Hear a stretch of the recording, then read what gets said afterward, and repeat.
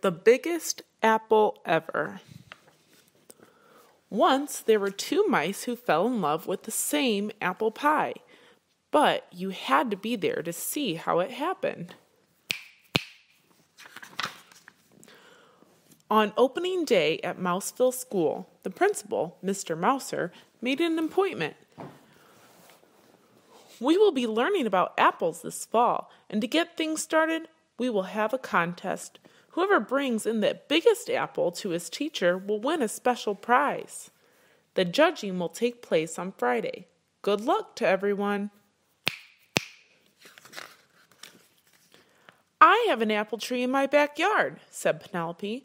I bet it has really big apples. There's an apple tree across from my house, said James. I'm going to climb it as soon as I get home. I don't have any apple trees, said Clayton, the house mouse, but I'm going to find Mrs. Mousley the biggest apple ever. No, you're not, said his friend Desmond, the field mouse. I am. Oh, yeah? Said Clayton. Yeah, said Desmond. All the way home on the school bus, Clayton and Desmond talked about the contest. Maybe I could grow an apple tree with really big apples, said Clayton. It takes too long, said Desmond. I heard Mrs. Mousley say 6 years.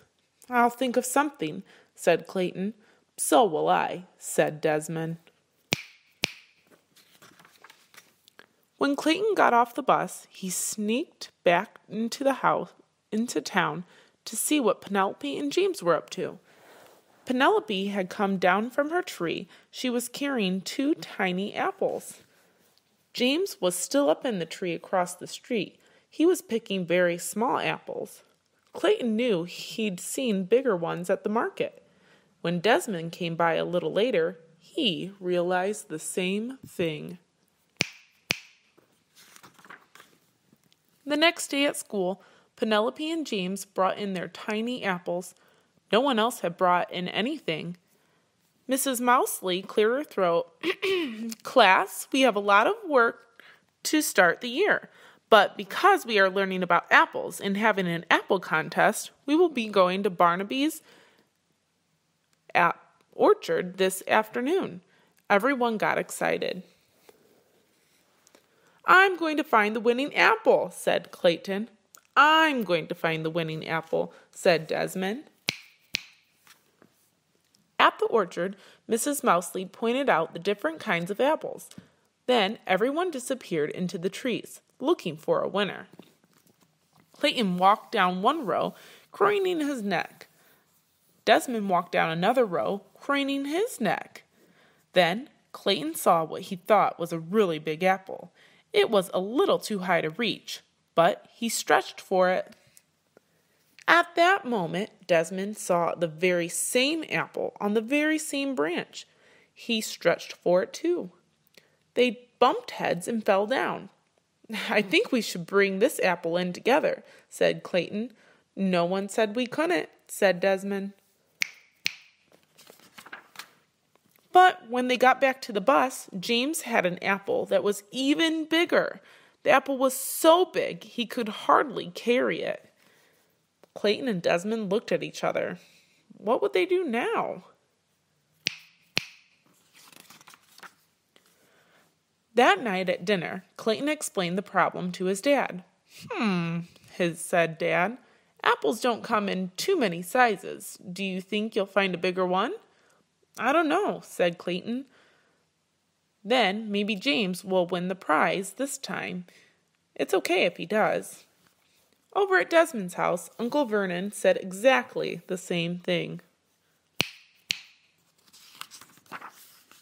But Clayton and Desmond were still determined. The next afternoon, they met at Barnaby's orchard. They picked 2 huge baskets of apples, but nothing they found was bigger than the apple James had picked. You know, Clayton said, I think Dad was right. This time, James gets to win. But we've got all these apples. Why don't we bake a big apple pie? Desmond laughed. Great. Let's bake the biggest apple pie ever, and we'll make it for our class. Clayton nodded, And I think I know where we'll find a pie pan that's big enough. The following afternoon, Desmond arrived at Clayton's house with Uncle Vernon. "Everything's packed up and ready," Clayton said. "It's all in Dad's truck." "But where are we going?" Desmond asked. "You'll find out in a minute," said Clayton. Dad drove with Clayton and Desmond beside him in the front seat. Uncle Vernon stayed in the back with the apples and other ingredients for the giant pie. As they came around the corner, Desmond gasped, "Tony's Pizza?" "Of course," said Clayton. "What could be better than a giant pizza pan?" Mr. Tony greeted them at the door. "Welcome, welcome. We are ready to begin." And so they got to work, making the dough for the crust, kneading it, rolling out half into a big circle, and spreading it over the deep dish pan.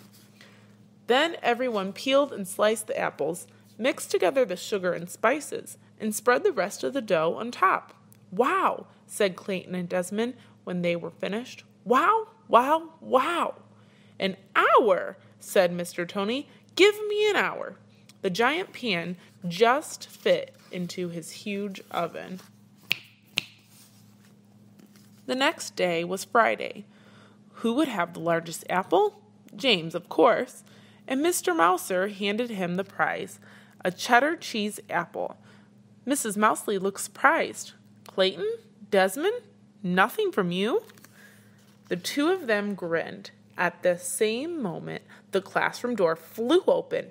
In came Clayton's dad, Uncle Vernon, and Mr. Tony, struggling to carry the giant pie by themselves.